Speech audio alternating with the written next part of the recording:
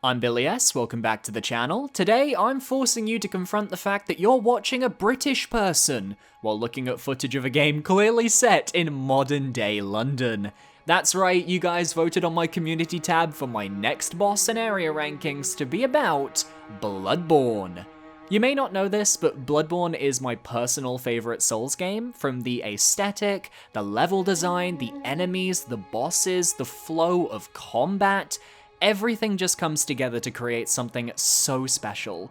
It's a shame that special isn't a PC port, but I'll keep huffing the copium, it's fine. In today's video, we'll be looking at the Bloodborne bosses and ranking them from worst to best in my opinion. Yes, a totally original video idea, almost as original as this segment about how only 2.1% of you guys are subscribed. Let's rectify that and raise that number by subscribing, shall we? Fair warning, I will not be ranking any of the Chalice Dungeon bosses. I'll save them for their own list because I really don't want to do the Chalice Dungeons right now. Maybe if this video does really well? And of course, I'm only including bosses with a boss health bar, so the Bloody Crow of Canehurst, take a step back. Without further ado, let's rank all 22 Bloodborne bosses, and be sure to tell me your favorite Bloodborne boss down below.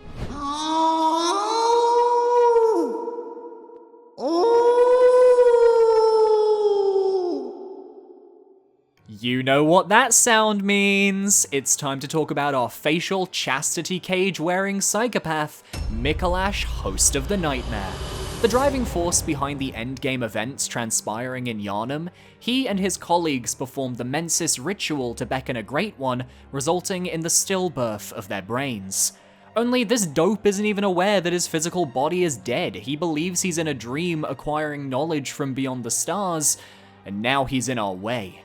Micolash's lore far outweighs his actual boss fight, which is, for lack of a better term, a running simulator. You have to chase Micolash through the halls of the boss arena, avoiding puppeteering skeletons and other enemies to lead him to a dead end. In his first phase, he uses the Auger of Ebrietas, which is easily avoidable if you can stun lock him into a corner, and then just dodge last second before your stamina runs out. It's his second phase that's the problem. After giving you the runaround again, he gains access to a Call Beyond, a spell with an incredibly punishing failure rate if you don't dodge correctly. He can one-shot most characters with this spell, and he's happy to spam it. It's hard to knock him out of the animation, and oftentimes you'll be too late to stop the spell going off.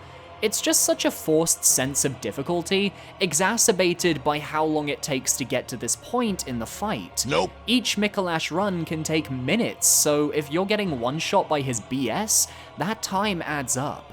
The only plus is that when you slay him, he turns into the petulant child he always was and thinks he's going back to the waking world, when in reality his physical body is a corpse. And a corpse should be left well alone, don't you think? Next up, we have the Mistresses of Hemwick Charnel Lane, the Witches of Hemwick. I don't think this is a bad fight, not by any means, but FromSoft are very hit or miss when it comes to their puzzle encounters, and I feel with a concept such as a witch in Bloodborne's setting, so much more could have been done over making them reskins of enemies from the Hypogean jail. I'm aware, lore-wise, they do have a connection to the School of Mensis, so it makes sense why they're reskins, but that doesn't mean I have to like it. Initially, you're led to believe there's only one witch roaming the halls, and you may think it's this enemy that spawned ahead of you, only after fighting enough of them you'll realize there's more to this fight than meets the eye. The witches are invisible unless you're close to them, so you have to watch out for the spells they cast, and the summons they create, as it gives their locations away. They'll teleport after you start damaging them though, creating this game of cat and mouse. The creatures they summon eventually will start to pile up in the arena, and while these enemies are hilariously blind, they do tend to zero in on your locations slowly but surely.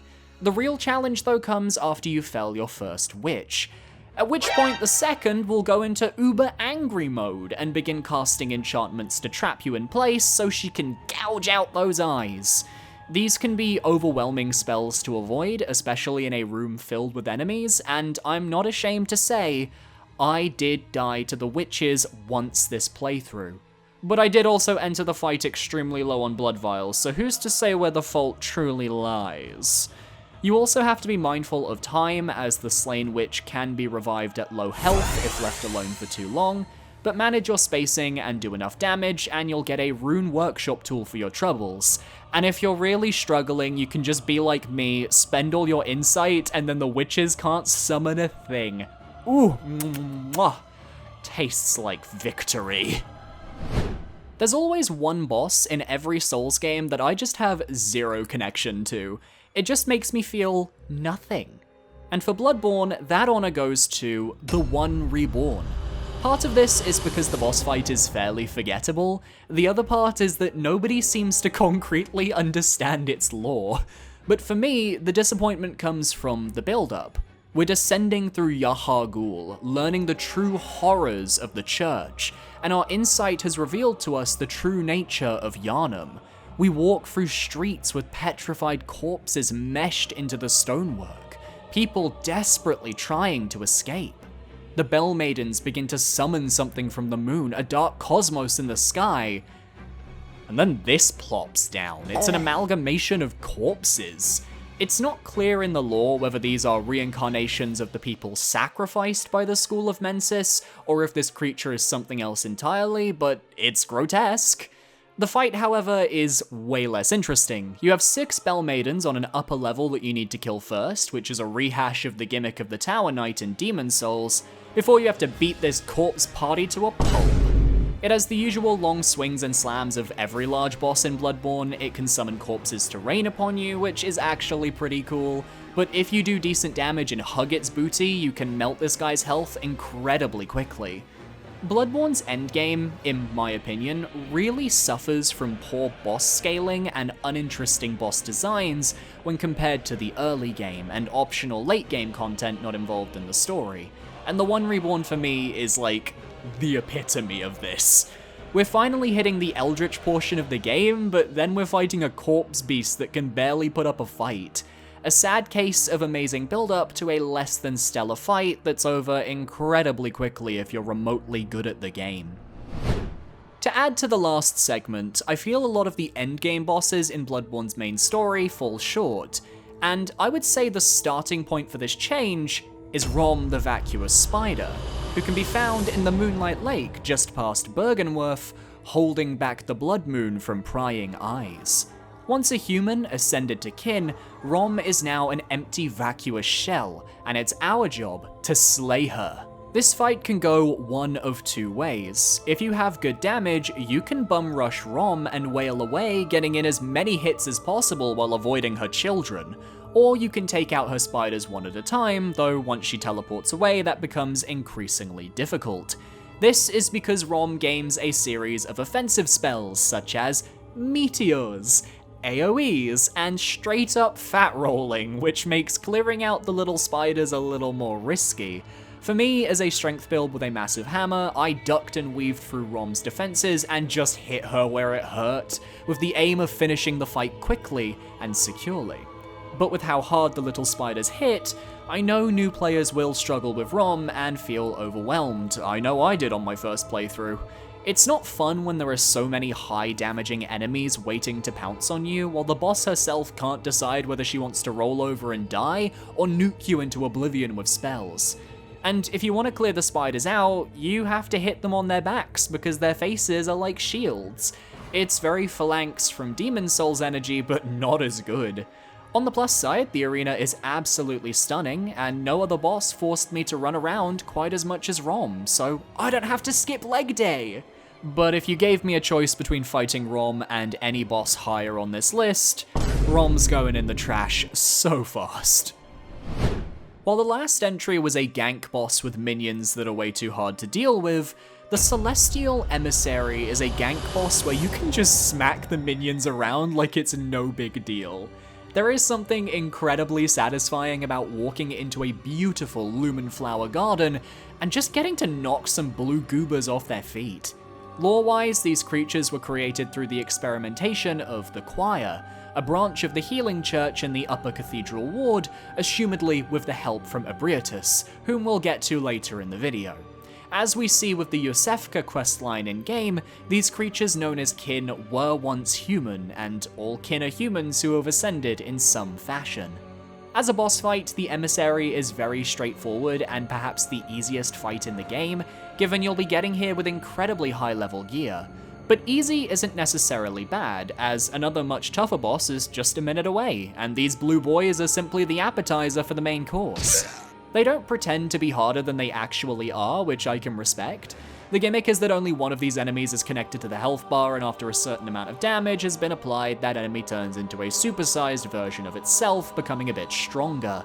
This is a test in crowd control and build quality, as if you struggle with the Emissary, you're not gonna have a good time against what comes after.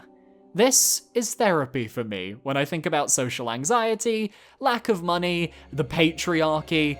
I just killed the Celestial Emissary and feel so much better.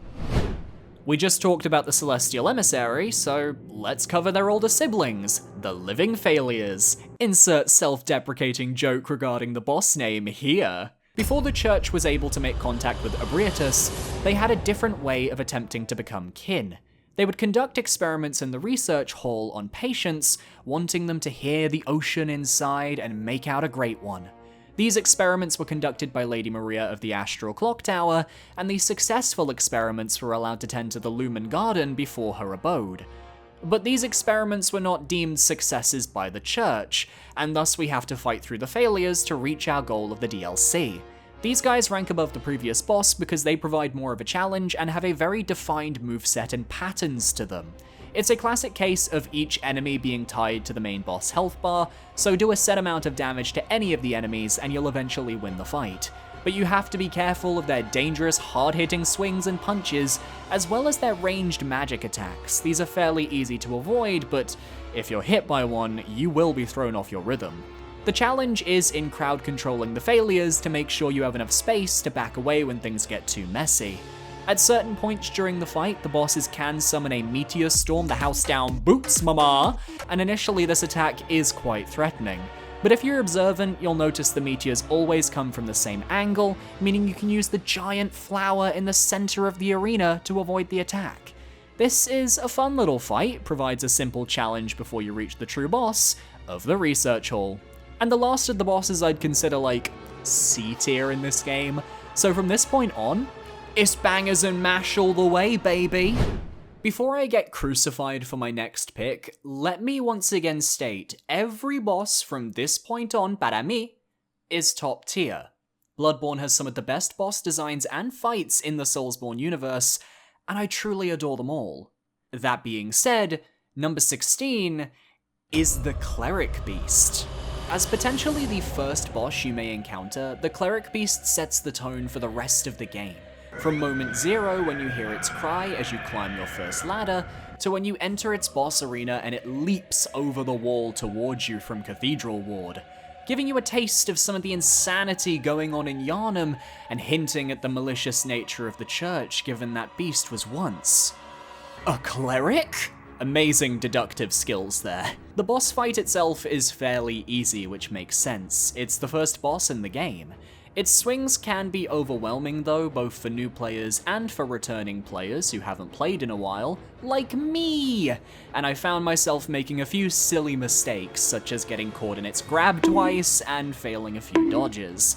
But the damage the boss does versus the amount of resources at your disposal cancels each other out. The main challenge of the Cleric Beast fight is, let's be real, the camera. A classic issue that persists through every FromSoft game, and with the fairly thin bridge arena, if you choose to use lock-on, you will be seeing walls on your screen very quickly. One fun fact is you can actually parry the Cleric Beast's head, and giving you the chance to perform a visceral attack, it's super satisfying to pull off. And of course, the first fight in the game having easily one of the best boss tracks ever composed is classic From Software. Those opening notes followed by the Cleric Beast's haunting cry are ingrained in the minds of all of us. But as the earliest boss in the game, and being a beast boss, the difficulty isn't quite there on future playthroughs, unlike another early game boss we'll be getting to a little bit later. The true antagonist and driving force behind your actions across the game, the Moon Presence is the optional final boss of Bloodborne, and the true ruler of the Hunter's Dream. Throughout the game, you're directed to hunt beasts, seek pale blood to transcend the hunt, and your main goals in both the main game and the DLC result in you slaying nightmares. For reasons we do not comprehend, this is the goal of the Moon Presence, wanting to remove its competition in the other Great Ones, and using you, the Hunter, to do it. But if you consume 3 of the 3rd umbilical cords, you gain the ability to withstand the Moon Presence and challenge it to a duel. So for all this build-up, the fight is, at first, disappointing. The battle is incredibly easy, as the Moon Presence gives you a ton of windows to attack, and it feels like just battling another beast. The boss's main special attack will knock you down to 1 health, but then the boss will just stand there for 10 seconds and let you either heal or hit it to rally your health back. Because of these factors, I get the sense you're not supposed to struggle against the Moon Presence, and instead, this fight is easy because it's showing just how strong you have become as a hunter, that you can handle another Great One, transcend the hunt, and ultimately become Slug. Viewing the fight from that lens makes a lot of sense, but that doesn't change the fact that this fight could have been balanced a little better to give the player a bit more of a spectacle. This boss has one of the most intimidating cutscenes in the game as it descends a blood-red sky, and I feel like they missed a real opportunity to make a super boss that tests all your knowledge and skill while allowing you to really feel like you overcame a Great One. As it stands, it's not a fight I think about all that often, and that's a real shame for the driving force of Bloodborne's entire plot. There is absolutely nothing wrong with the battle against the blood-starved beast. As one of the earliest fights in the game, it provides a fresh challenge for new players and a skill check for veterans looking to regain their dodges and reflexes. For some reason, this boss easily has one of the most intimidating arena approaches that I've ever seen. You're constantly descending Old Yharnam, walking through destroyed city streets and past pyres until you reach a hill leading down to this dilapidated church. And at the far end, the boss waits, motionless, staring you down as you approach. I guarantee everyone on their first playthrough thought that Bloodstarved was going to be this absolute monster. And to an extent, they were right. It's easily the most aggressive enemy you've faced up to this point, and with its ability to poison you as the fight goes on, you have to juggle topping up your health and keeping an eye on your stash of antidotes to stay alive. Even though I know the best way to dodge this creature is by dodging towards its swings, I still had a few scary moments this playthrough, and I almost died to the poison, but I survived. This isn't even taking into account the lore and design of this beast either. Like the rest of Old Yharnam, the blood-starved beast was a victim of the Healing Church and the Old Blood. A plague swept through the town, and they took the Old Blood to cure it, but it only staved off the poison and had the side effect of starting the Scourge of Beasts. So when Old Yharnam was burned to the ground, the beasts that remained wished to be left alone, and Bloodstarved took to guarding the chalice in the church, a remnant of their religious beliefs before the town fell, and your key into the chalice dungeons. This boss was so beloved at FromSoft that they saw fit to throw one into the DLC in a cavern guarding the Amygdalan arm, and watching the reactions of streamers and Let's Plays seeing it for the first time was priceless, especially after having to deal with the Gatling gun hunter. Christmas has come early and Santa's reindeer is here to slay the world! Vicar Amelia, pronounced Vicar, not Vicar, is the second mandatory boss fight in Bloodborne, and the obstacle keeping you from the Forbidden Woods and beyond. The Vicars are heads of the Healing Church, beginning with Lawrence, and, as of our visit most recently, Amelia. It's implied that the Vicars all succumb to the Scourge of Beasts, and Amelia is one of those tragic cases. Her willpower to remain sane spent as we arrive in one of the most intense cutscenes in the game. As for her fight, it's not the most difficult in the world, but on a first playthrough, she will make you work for the victory. Her slams and swings come out faster than you might expect, and even a single failed dodge can have disastrous consequences if you haven't been leveling vitality. Coming into this fight without proper damage is also inadvisable, as Amelia is able to heal herself, though she chose not to use that move at all during my recorded fight with her, even though I kept her at low health for a good 2 minutes trying to bait it out. If you have good damage, you can outpace her healing and rally through it, doubly so if you have fire paper on hand. Like most beast enemies in Bloodborne, the same strategies of hugging their butts will work here, but Amelia has a few jumps and swings to catch you off guard if you're not careful. She'll always be there for you to challenge in your first playthrough, so it's your call whether you want to just fight her straight away, or level up at Hemwick or Old Yharnam before taking her on. So the difficulty here actually comes down more to the player than to the boss. I just prefer the rest of the fights on this list, but I do think Amelia is fantastic. Okay, so I couldn't justify putting Murgo's Wet Nurse in my top 10 bosses for reasons I will explain, but she certainly, in my opinion, has earned herself a top 12 spot, and is one of the few bosses in the main story late game that actually lives up to some of the expectations I had. Firstly, her design is amazing. I'm always a sucker for creatures that wear dark hoods that obscure their bodies, or creatures who have no form but use cloaks to intimidate. And the Wet Nurse is the latter. I love the amount of blades she has, and the way she fights is so intricate. It's like watching a jester or a juggler, someone who has a real talent for twirling blades.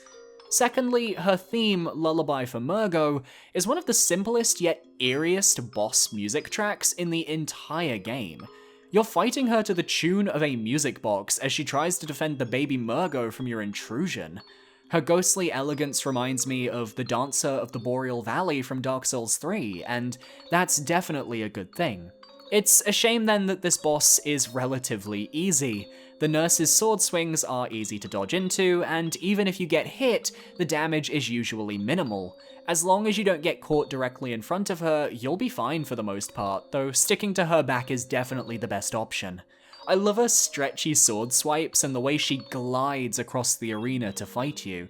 I just wish that she had more agency in her movements. There's a lot of pausing that lets you just hit her, or attacks that take a little too long to come out. The only time she's threatening is in her enraged state, where she clouds the arena in fog and can summon clones to attack you, overwhelming the player. And I should know, I kept her alive on one hit for 3 minutes until she performed this attack?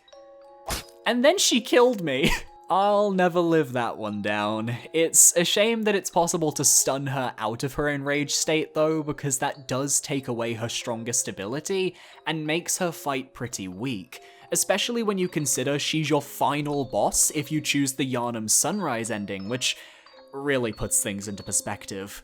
A bit more health and a little more agency, and she could have been a true tour de force, but as it stands, well, that's a nightmare slain.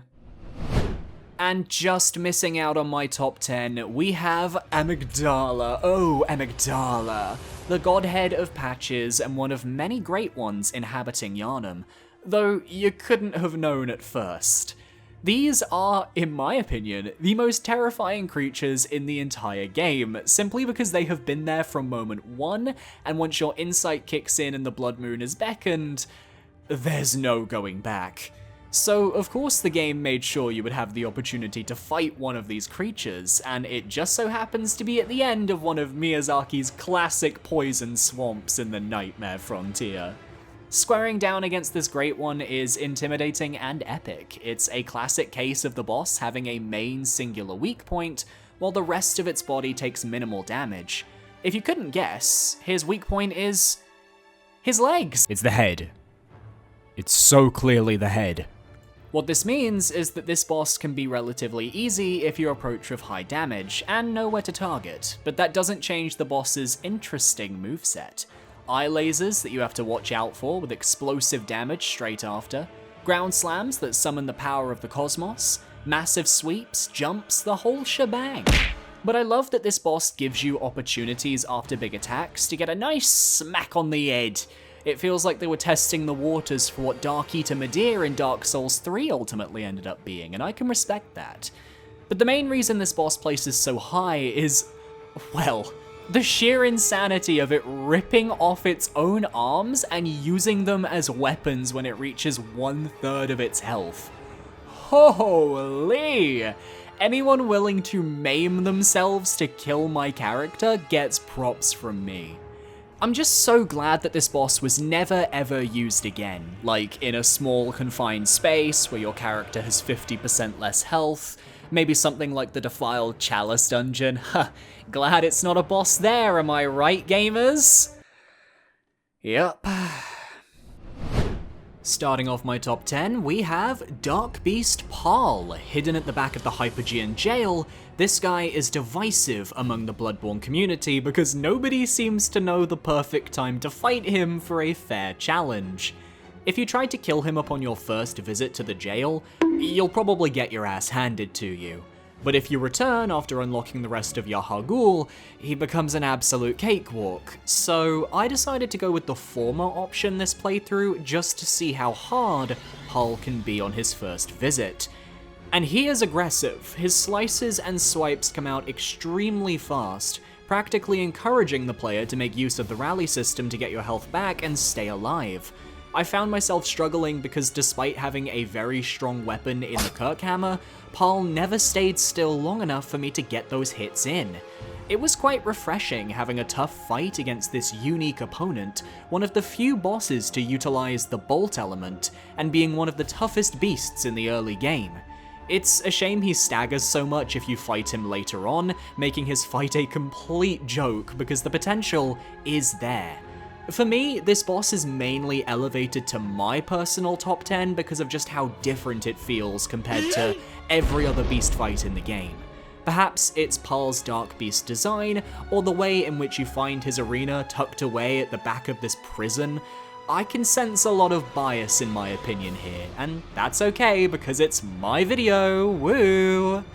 I think anybody who plays Bloodborne should try to fight Dark Beast Paarl in the early game to experience the overwhelming aggression that feels so good to overcome, but I also totally understand if people rank him much lower than me.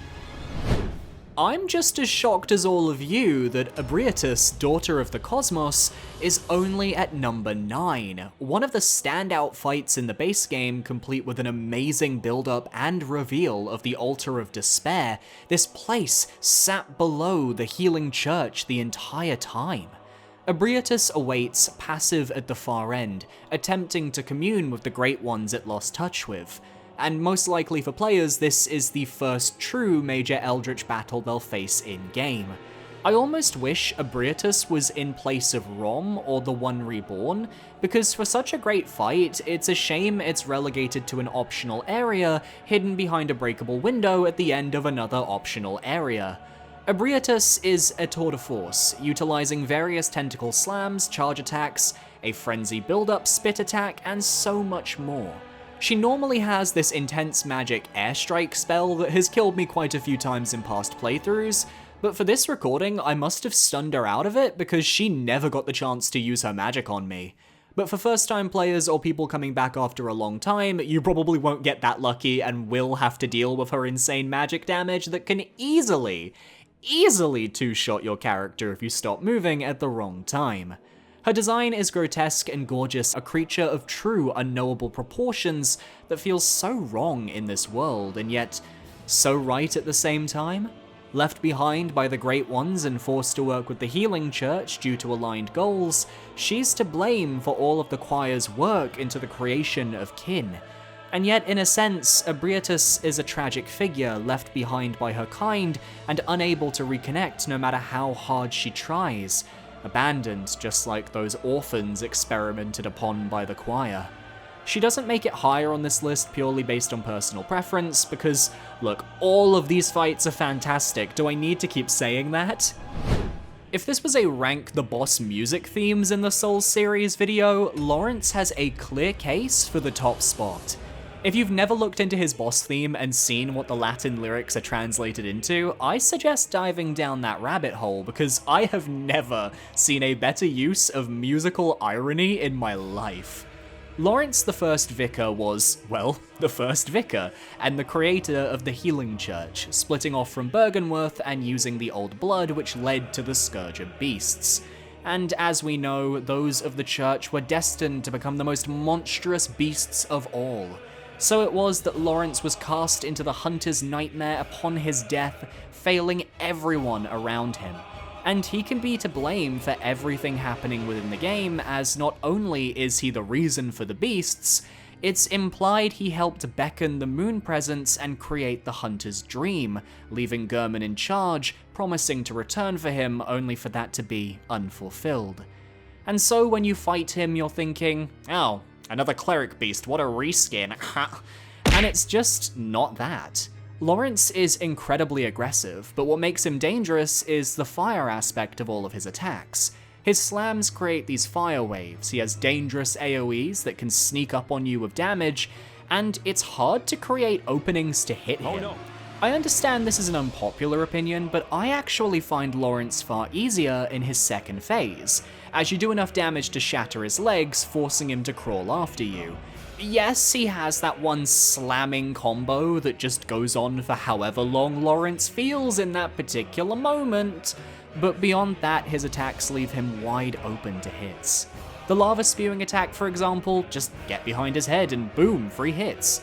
It's just the first phase of this fight I really struggle with. It doesn't click with me in the same way that some of my favorite fights do, but that doesn't take away from the fact that despite technically being a reskin, he feels completely different to the Cleric Beast from the start of the game, and is a worthy optional fight for the DLC. My most controversial take of this video, I think the Shadows of Yharnam are one of FromSoft's best gank bosses, and their movesets complement each other extremely well to the point where I always enjoy fighting them, and I almost had them in my top 5. No matter which of the shadows you target first, you're always going to have a tough battle on your hands, but because these are all humanoid enemies, you do feel on equal ground. Bloodborne's best fights are against humanoids after all, and allows the combat of this game to shine brightly. In terms of lore, the Shadows of Yharnam remain shrouded in mystery, but the popular theory is that they're bodyguards of Queen Yharnam, and by extension, the baby Murgo, which is why you find them in Murgo's loft later in the game. I wish we knew more than that, admittedly, as Bloodborne's lore really uplifts its bosses in ways that I just don't think the other Souls games compete. But I digress. I just enjoy the back and forth this boss gives me when I play. Getting my hits in on one of the shadows, backing off to avoid a stray katana strike or a fireball, having to adjust my playstyle when their snake infection begins to show and their moves grow stronger. They didn't get the chance to use it in this recording because I'm just so good at this fight now, God's gift to gamers, let's go! But there is a move towards the end where they can summon massive snakes to launch at the player from beneath the ground, which is so frickin' cool. These guys have so much style, substance, and thought put into them, and yet they get written off by the fanbase because they're reused as enemies later in the game, a trope I'm not personally bothered by if done right, and I feel Bloodborne does it fine. They also get ostracized simply for being a gank boss because people just think gank bosses suck. I think their arena, this forbidden grave, complete with them emerging from the fog, is so cool, and a standout moment, especially given we have to fight Rom straight after, so it really shows how good the shadows were by comparison. If ganks just aren't for you, I get that, but these guys are one of the few well-designed multi-enemy bosses in the series. You wouldn't get this kind of balance in that dual Crucible Knight Elden Ring boss. I just think they're underrated, and my precious bargain bin Nazguls deserve love too. Just losing out a spot in the top 5, we have the first mandatory boss fight of the game, and one of the biggest hurdles you have to overcome as a hunter, it's Father Gascoigne. With an initial difficulty that's almost as hard as Americans trying to pronounce his name correctly, Gascoigne acts as a barrier to the rest of the game, ensuring you understand and have acclimated to Bloodborne's combat. It's a true trial by fire, as Gascoigne doesn't hold back. In his first phase, he uses a hunter's blunderbuss and his axe to hack and stun at the player. Here you need to learn how to parry to effectively counter his swings. Alternatively, you can use the environment to your advantage and get the boss caught on the headstones for an easier time. Since Gascoigne runs on the same playbook as the player, this is the closest fight you'll get in the game to a true PvP experience. And if you've learned from your time in Central Yharnam, you'll know his weaknesses and your weaknesses are shared. Once he gets down enough health, he starts using his trick weapon, bringing out the spin to win, but I think he's actually easier to handle when using the trick form of the axe. Just dodge into his attacks at the right moment and he's quite easy to counter. Of course, failure to dodge or parry correctly will probably get you killed, but hey, it's a learning experience. You can also use the music box obtained from the girl in Central Yharnam if you want to stun him up to 2 times. But try it a 3rd time, or get him to 1/3 of his health, and the Scourge of the Beasts overcomes him, turning him into a monstrous creature you have to slay. This phase is where I struggle the most, as I tend to forget that his claw swipe combos go on for longer than I anticipate, and the sheer speed is overwhelming. Getting him up to the upper platform and away from the gravestones is your best bet, as you don't want to accidentally roll into a corner, but this fight will test you regardless. Just like Genichiro Ashina atop Ashina Castle in Sekiro, it's a fight that forces you to adapt to the game and not the other way around. And if you can overcome Gascoigne, you can beat Bloodborne. The fact that it's the first boss in the game and yet will consistently kill me every time I start a new playthrough says everything you need to know. And that's not even including the tragedy of his lore, one of FromSoft's best. I don't really know the community consensus here, but my favourite fight from Bloodborne's base game that isn't tied to an ending happens to be Martyr Ligarius of Castle Cainhurst. Already, the snowy rooftop arena sets this fight apart from the rest of the game by virtue of the environment alone. But then watching Ligarius arise from his seat, stumbling forwards until his gait improves and he imposingly approaches, such a cool opening cutscene. Followed by a unique boss moveset that also feels different to anything else in the game. It feels like he came out of Dark Souls 3. His arcane abilities are unique to him. There are skulls he can launch at his opponents to damage them, a larger skull he can use as a shield and explosion to harm the player, scythed swings that can knock you down, and at half health he can summon a literal floating turret of sharp swords that can only be dispelled by destroying the blade embedded in the ground beneath. You can use a gun for this purpose, forcing you to multitask between taking out the automated blades and dodging Ligarius' next attacks. He happens to be quite parryable, but I found it more fun to dodge through his attacks and overcome him the good old-fashioned way. I love his mobility, how he can fly through the air with the grace of a ghost, or a puppet on a string. And his aggression really complements his playstyle, because it forces you to be aggressive in response, and you'll find that works because he's easily staggerable. It's one of the best bosses in the game, and I always find my battles against Ligarius come down to the wire. A man desperately trying to keep the secrets of Cainhurst locked away so nobody can approach the Vile Blood Queen. Yet our desire for the truth outweighs his ability to stop us. Plus you get a pretty crown when you kill him, crown it! My top 4 fights are basically interchangeable depending on the day, but my number 4, just missing out on the top 3, is the fan favourite Ludwig the Accursed, Ludwig the Holy Blade. The first boss of the Old Hunters DLC lays in wait in the underground corpse pile, an accursed creature of deformed malice and horror. Ludwig was once a church hunter, leader of the workshop, and a righteous soul who believed in helping the people of Yharnam. But as we've learned, those higher-ups in the church ultimately became the worst of beasts.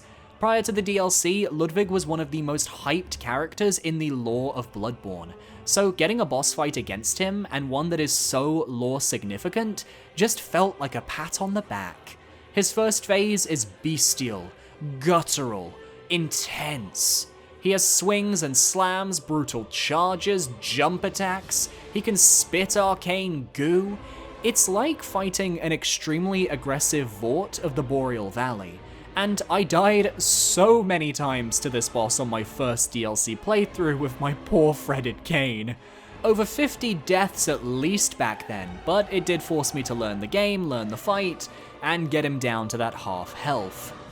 And then the cutscene plays. The reveal that FromSoft's Easter egg, the Moonlight Greatsword, was by his side all along. This phase transition created an entire generation of FromSoft fans. It was like a gay awakening, but for being fans of Souls-likes, and I love that for everyone. Ludwig then becomes the revered church hunter he once was, regaining his former glory and wielding the Moonlight Greatsword against you as the Holy Blade. Magic swings, massive AoE slams, every attack is filled with personality, and every hit is extremely brutal. But I find this phase a little easier than his first overall, because you have a more traditional moveset to learn and avoid. My favourite aspect of this fight though is something incredibly subtle. In his first phase, serrated weapons do more damage against Ludwig because he's a beast-type monster. But upon his second phase, that is no longer the case, implying that with his regained sanity, he has become honourable once more and is no longer considered a beast. How cool is that? Our Bloodborne bronze medalist goes to the best base game fight by a long shot, Gehrman the First Hunter. From the moment you are able to enter the Hunter's Workshop, you meet this wheelchair-bound old man. He's a little creepy, but ultimately wants to help, and you kind of forget about him as you play through the game. Your focus is probably more on the doll than him when you come back to the Hunter's Dream. That is until the end of the game, when you slay Murgo's wet nurse, return to the dream, and find everything on fire. Your job is done. You have completed your hunt, and Gehrman offers to end your life, severing you from the dream. Yet if you refuse... Dear, oh dear. What was it? The hunt? The blood? Or the horrible dream?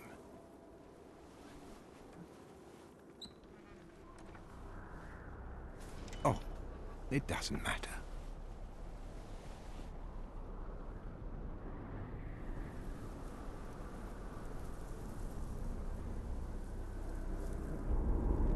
It always comes down to the hunter's helper to clean up after these sorts of messes.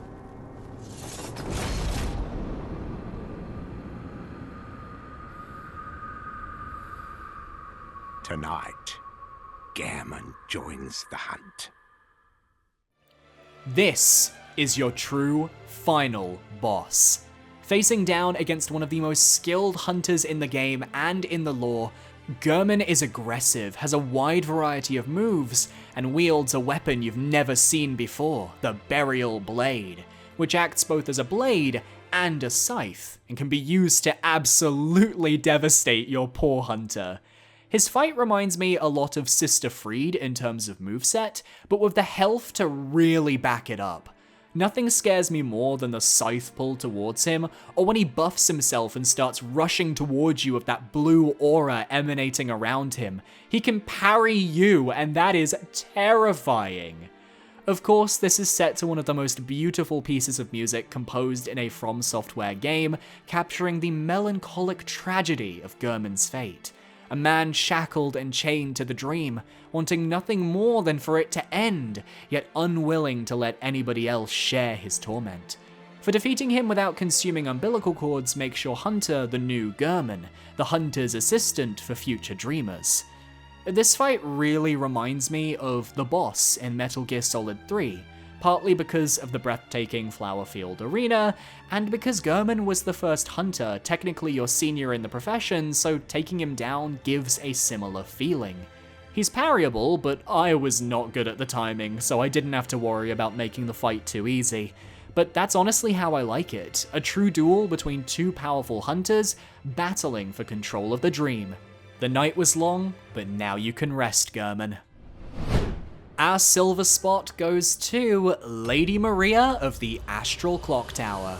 Without a doubt, one of the best fights in Soulsborne, and whether you feel like battling her on even ground, or parrying her to showcase and flex your skills, it feels like we all agree she's fantastic.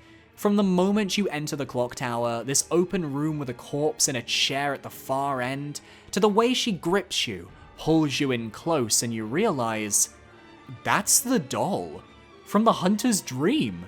This is the hunter the doll was based upon, Lady Maria herself.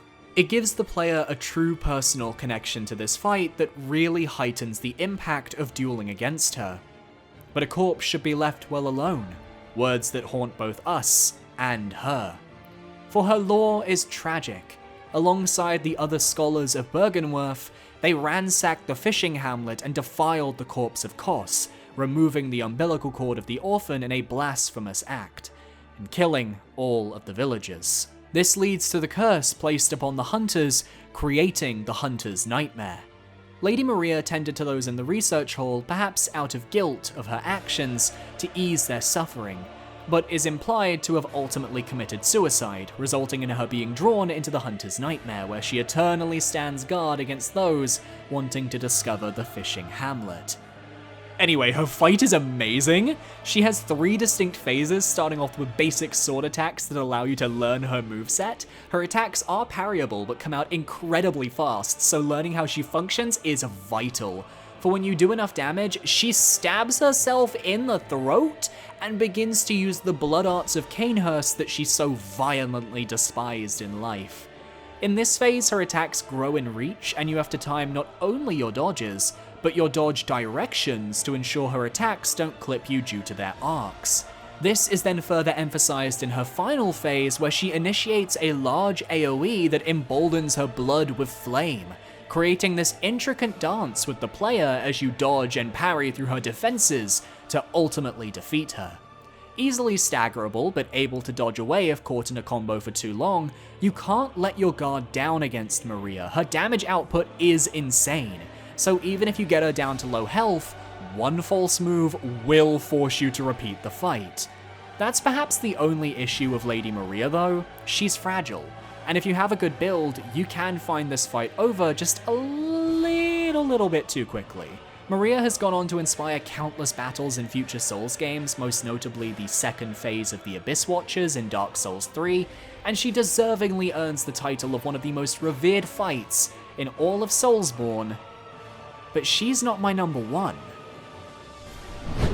My favourite fight in Bloodborne, perhaps predictably, goes to the Orphan of Kos, the final DLC boss of the Old Hunters content.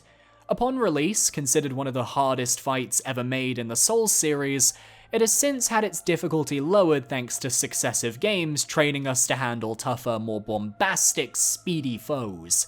Yet the Orphan for new players is still an absolute wall that has to be overcome, and not at all what you'd expect from the final boss of a Soulsborne DLC, setting the blueprint for fights like Gale in Dark Souls 3 and many of Elden Ring's boss fights too. Now, I could talk about his tragic lore, killed by the Byrgenwerth scholars in the waking world, and how his consciousness lives on in the nightmare, protecting the corpse of his mother and keeping the curse alive.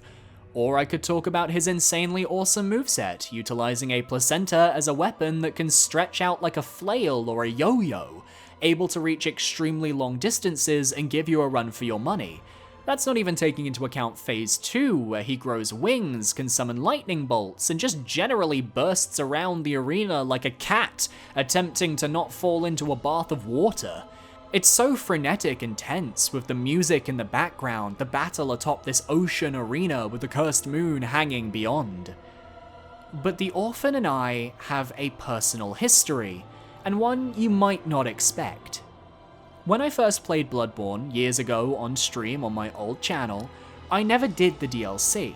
That was until 2020 when I decided to try the DLC for myself to see if I could handle the bosses, and I was bad.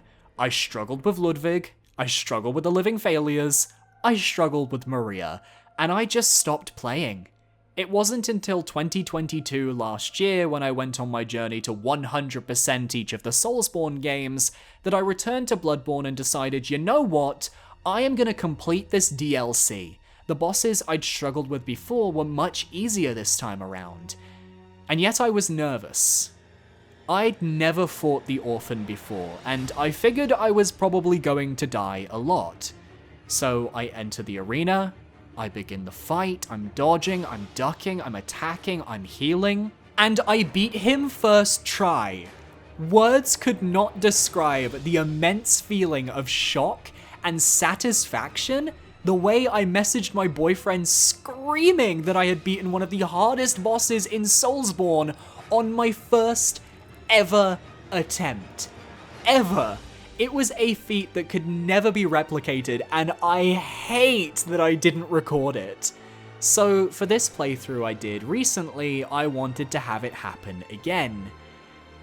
But sadly, I fucked up the phase transition and the orphan killed me for the first time.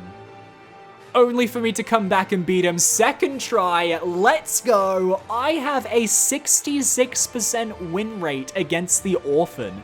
I have a 2 in 3 win rate against the orphan, and that is insane to me.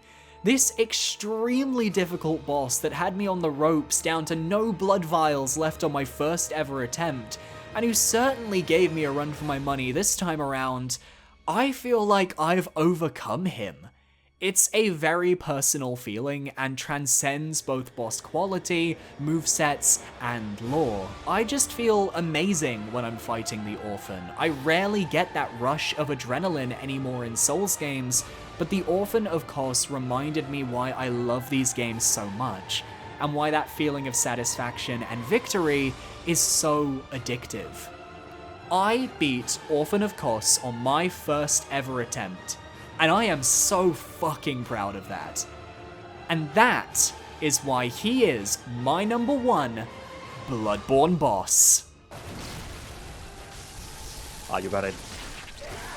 Easy. You got it. Yay! Ah, second try. Yeah. The fact that I can say I have only ever died to the orphan 1 time. Thank you so much for watching this video, guys. Which of these bosses is your favorite? Leave your thoughts in the comments below. We're trying to reach 10,000 subscribers by the end of the year, so if you want to help out, please be sure to subscribe, like, and share this video with your friends. My social links are on screen now, feel free to follow where you feel so inclined. I'd personally recommend my Twitter. And a massive shout out to my patrons over on Patreon. You guys keep my channel going, and I cannot thank you guys enough. Adios!